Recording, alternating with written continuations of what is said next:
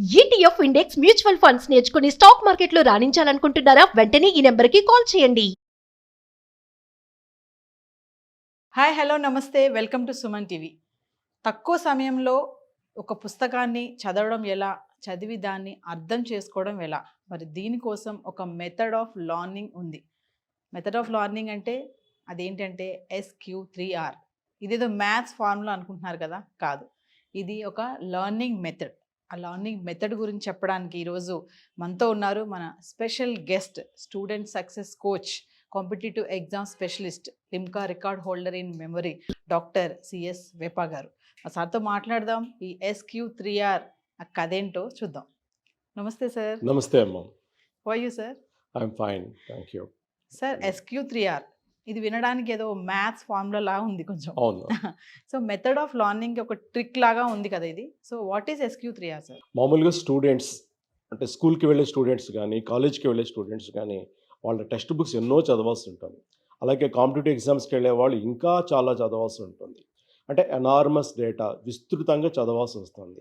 ఈ చదివేటప్పుడు సరైన పద్ధతి కనుక పాటించకుండా చదివితే ఆ చదివిన దాని యొక్క ఫలితం అనేది చాలా తక్కువగా ఉంటుంది. సో సైంటిఫిక్గా మనం బాగా నేర్చుకోవాలి, ఒక్కసారి చదివినా ఎక్కువ కాలం గుర్తుండాలి అని కనుక ఆలోచన ఉంటే మనం ఈ SQ3R అనేటువంటి ఒక మెథడ్ని మనం ఫాలో అయితే చదివింది చదివినట్టు మన బుర్రకి ఎక్కుతుంది అనమాట.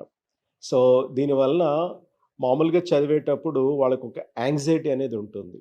ఆ యాంగ్జైటీ ఈ మెథడ్ ఫాలో అవ్వడం మూలాన ఉండదు. దానివల్ల వాళ్ళకి మరింత ప్రశాంతంగా ఉంటుంది. సో వాళ్ళు చదివింది బుర్రకి బాగా ఎక్కుతుంది, మామూలు భాషలో చెప్పాలంటే. సో అంటే సార్, ఇప్పుడు తక్కువ టైంలో ఒక బుక్ని, మామూలుగా ఒక పుస్తకం చదవడం అంటేనే చాలా టైం పడుతుంది. మళ్ళీ తక్కువ టైంలో దాన్ని చదివి దాన్ని మళ్ళీ అర్థం చేసుకోవడం అంటే సార్, అది కొంచెం కష్టమే కదా. అంటే ఇది తక్కువ సమయంలో చదవడం కాకుండా చదివింది పూర్తిగా చదవడం అనేది. అంటే మనం చదివిన దాని ద్వారా పూర్తి లాభం ఎలా రావాలి అంటే కనుక అసలు చదవాల్సిన పద్ధతి ఈ SQ3R పద్ధతి. ఓకే. మనకి స్పీడ్ రీడింగ్ అనేది ఒక టెక్నిక్ ఉంది. దాంతో మనం తక్కువ సమయంలో ఎలా ఎఫెక్టివ్గా చదవాలని ఉంటుంది. బట్ ఈ SQ3R అనేది స్పీడ్ రీడింగ్ కాదు, ఇది ఎఫెక్టివ్ రీడింగ్. సార్, అంటే ఇప్పుడు ఈ స్పీడ్ రీడింగ్ అనేది మామూలుగా స్టూడెంట్స్కి యూజ్ అవుతుందా, లేకపోతే కాంపిటేటివ్ ఎగ్జామ్స్కా, లేకపోతే కమింగ్ టు నవల్స్ ఉంటాయి, నవల్స్ చదివే వాళ్ళకి, లైక్ జర్నలిస్టులు ఉంటారు, అలాంటి ఎవరికి ఇది వర్తిస్తుంది సార్ ఈ SQ3R అనే టెక్నిక్? ఈ SQ3R అనే టెక్నిక్ ముఖ్యంగా డిజైన్ చేయబడింది స్టూడెంట్స్ కోసం, అంటే టెక్స్ట్ బుక్ చదివేవాళ్ళు. అలా కాకుండా పెద్దవాళ్ళు చదువుతారు, న్యూస్ పేపర్ చదువుతాం అందరం, అలాగే మన చేతికి వచ్చినటువంటి కంటెంట్ ప్రతిదీ కూడా అందరూ చదువుతారు. సో మనం ఈ చదివేదాన్ని మొత్తం కూడా రెండు రకాలుగా చెప్పుకోవచ్చు, casual reading and serious reading. Novels అవన్నీ కూడా క్యాజువల్ రీడింగ్ కింద వస్తాయి, ఎందుకంటే దాని మీద ప్రశ్నలు ఏమి మనకి ఎగ్జామ్లో రాదు కాబట్టి. సో అక్కడ మనం స్పీడ్ రీడింగ్ టెక్నిక్ బాగా వాడచ్చు. అలాగే ఈ సీరియస్ రీడింగ్లో మనం టెక్స్ట్ బుక్స్ అన్నీ కూడా సీరియస్ రీడింగ్, క్యాజువల్గా చదివితే కనుక ఎగ్జామినేషన్లో మార్కులు రావు. ఇక్కడ కూడా స్పీడ్ రీడింగ్ టెక్నిక్ ఉపయోగపడుతుంది. కానీ మనకి SQ3R అనే మెథడ్ అనేది ఈ టెక్స్ట్ బుక్స్ కోసం డిజైన్ చేయబడింది.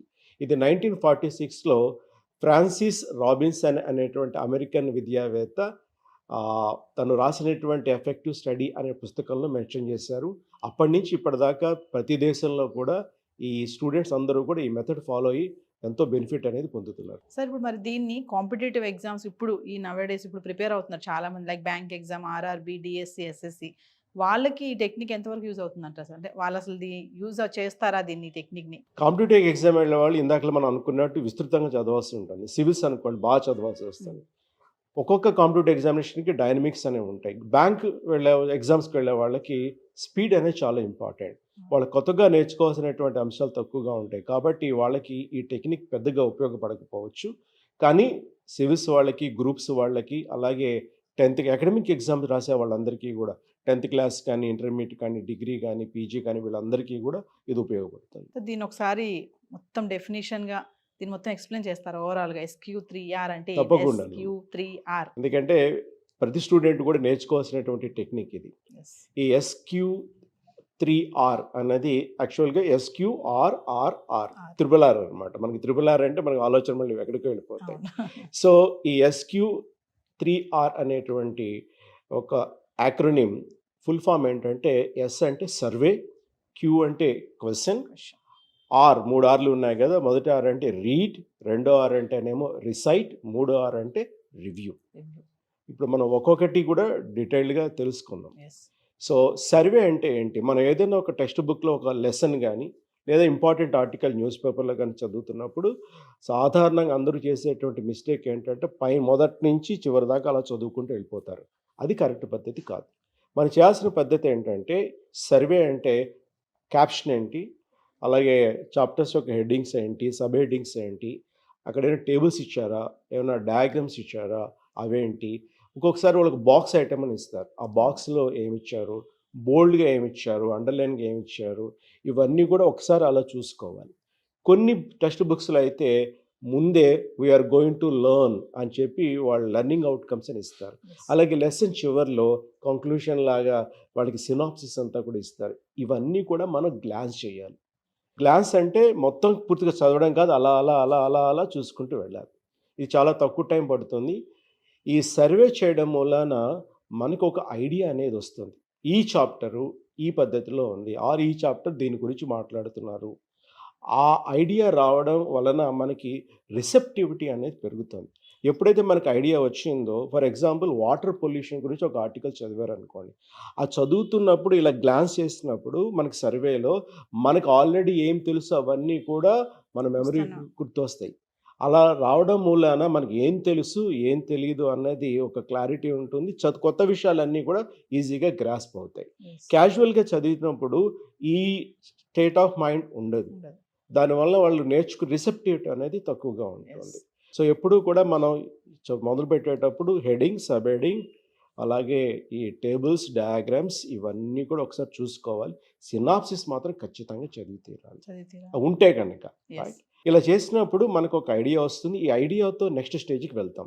ఈ నెక్స్ట్ స్టేజ్ ఏంటంటే క్యూ అంటే క్వశ్చన్. ఎప్పుడైనా మనం బాగా అర్థం చేసుకోవాలి, బాగా గుర్తుపెట్టుకోవాలి ఎక్కువ కాలం అంటే కనుక మనకున్న ఒక మంచి ఫ్యాకల్టీ ఏంటంటే ప్రశ్నలని రైట్ చేయాలి, క్వశ్చన్స్ రైట్ చేయాలి, క్వశ్చన్స్ క్రియేట్ చేయాలి. అంటే పేపర్ మీద ఏం రాయక్కర్లేదు. ఈ ఐడియా ఏదైతే సర్వేతో వచ్చిందో దాన్ని దృష్టిలో పెట్టుకుని కొన్ని ఈ క్వశ్చన్స్ వేయడానికి కూడా ఒక చిన్న ఫార్ములా ఉంది. అది 1 husband 6 wives ఫార్ములా అని చెప్పి. అంటే మనకి WH క్వశ్చన్స్ ఉన్నాయి. వాట్, వేర్, వై, హూ, అలాంటివి ప్లస్ హౌ.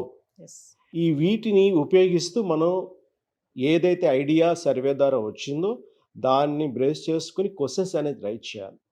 మన బ్రెయిన్కి ఉన్నట్టు ఒక మంచి కేపబిలిటీ ఏంటంటే ఒక ప్రశ్న కనుక మనం రైట్ చేస్తే ఆ ప్రశ్నకి సమాధానం దొరికేంత వరకు బ్రెయిన్ పనిచేస్తూనే ఉంటుంది.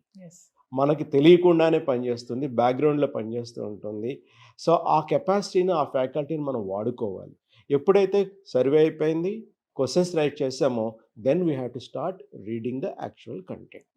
ఇలా చదువుతున్నప్పుడు ఆల్రెడీ క్వశ్చన్స్ మన మైండ్లో ఉన్నాయి కాబట్టి ఆ ప్రశ్నలకి సమాధానాలు ఎక్కడున్నాయి అన్నది వెతకడం అనేది మొదలవుతుంది. అంటే పారాగ్రాఫ్ కానీ ఆ మొత్తం లెసన్ కానీ చదువుతున్నప్పుడు మన ప్రశ్నలకి సమాధానాలు ఎక్కడున్నాయి అని వెతకడంతో ఒక ఆబ్జెక్టివ్ అనేది క్రియేట్ అవుతుంది. అంటే పర్పస్ అనేది క్రియేట్ అవుతుంది.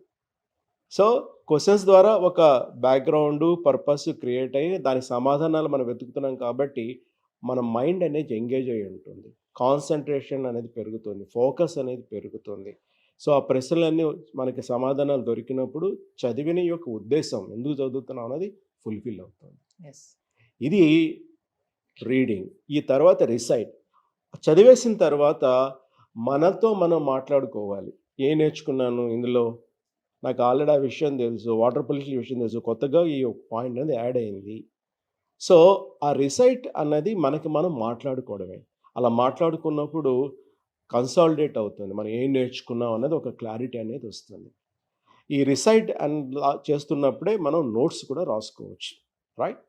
ఇది అయిపోయిన తర్వాత రీడ్ అయిపోయింది, రిసైట్ అయిపోయింది, లాస్ట్ ఇది రివ్యూ. ఈ రివ్యూ చేసినప్పుడు మనం ఏం నేర్చుకున్నాం, ఏం చదివాం, ఏం నేర్చుకున్నాం అనేది చిన్న రివ్యూ. ఈ రివ్యూ అనేది కొద్ది రోజుల తర్వాత కూడా చేయొచ్చు, కొద్ది రోజుల తర్వాత మళ్ళీ కూడా చేస్తూ ఉండొచ్చు. దీనివలన మనం నేర్చుకున్నది కన్సాలిడేట్ అవుతుంది. మనం ఎప్పుడు కూడా చదివినప్పుడు అర్థమవుతుంది, అర్థమయ్యేదాకా చదువుతాం. చదివింది మనం ఎక్కువ కాలం గుర్తుపెట్టుకోవాలంటే కనుక ఈ రివ్యూ అనేది బాగా పనికొస్తుంది. ఇలా కాంపిటేటివ్ ఎగ్జామ్కి వెళ్ళే వాళ్ళు స్టూడెంట్స్ అందరూ కూడా ఈ టెక్నిక్ వాడడం ద్వారా అసలు ఏం చదివినా సరే ఇలాగే చదవాలి. నేను న్యూస్ పేపర్ చదివినా సరే ఆర్టికల్ చదివినప్పుడు నాకు ఆటోమేటిక్గా ఇట్లాగే వచ్చేస్తుంది. పిల్లలకు కూడా స్టూడెంట్స్ కూడా అదే ట్రైనింగ్ మేము ఇవ్వడం జరుగుతుంది. దానివల్ల ఏంటంటే ఒక హ్యాబిట్ అనేది ఫామ్ అయినప్పుడు నెక్స్ట్ టైం వాళ్ళు కాన్షియస్గా ఎఫర్ట్ పెట్టకుండానే క్వశ్చన్స్ అన్నీ ముందు సర్వే చేస్తారు, క్వశ్చన్స్ రైట్ చేస్తారు, వాటికి ఆన్సర్లు తెలుస్తాయి. ముఖ్యంగా బ్యాంక్కి వెళ్ళే వాళ్ళు ఇందాక మీరు అన్నారు, ఇంగ్లీష్ కాంప్రహెన్షన్ కనుక ఏ ఎగ్జామ్లో ఉన్నా సరే this is the method they have to follow as compulsory. ఎగ్జామినేషన్లో ఎస్ ప్రశ్నలు చదివి వాళ్ళు ఇస్తారు ప్రశ్నలు, ఆ తర్వాత పారాగ్రాఫ్ చదవడం అనేది మొదలెడితే, ఎందుకంటే ఎగ్జామినేషన్ హాల్లో పారాగ్రాఫ్ చదివేది మనం మార్కులు తెచ్చుకోవడానికి, ఆ ప్రశ్నకు సమాధానం గుర్తించడానికి. ప్రశ్నలు చదివి పారాగ్రాఫ్ అయితే కనుక మనకు సమాధానం గుర్తించడం అనేది ఈజీ అవుతుంది. సో టెక్నిక్స్ అనేవి మ్యాథ్స్కే కాకుండా ఇట్లా రీడింగ్కి కూడా ఒక మెథడ్ ఆఫ్ లర్నింగ్ అనేది ఉంది, లైక్ SQ3R. సో చాలా చక్కగా వివరించారు సార్. SQ3R అంటే ఏంటి? Survey, question, read, recite and Review. Review. Thank you sir. Thank you very much.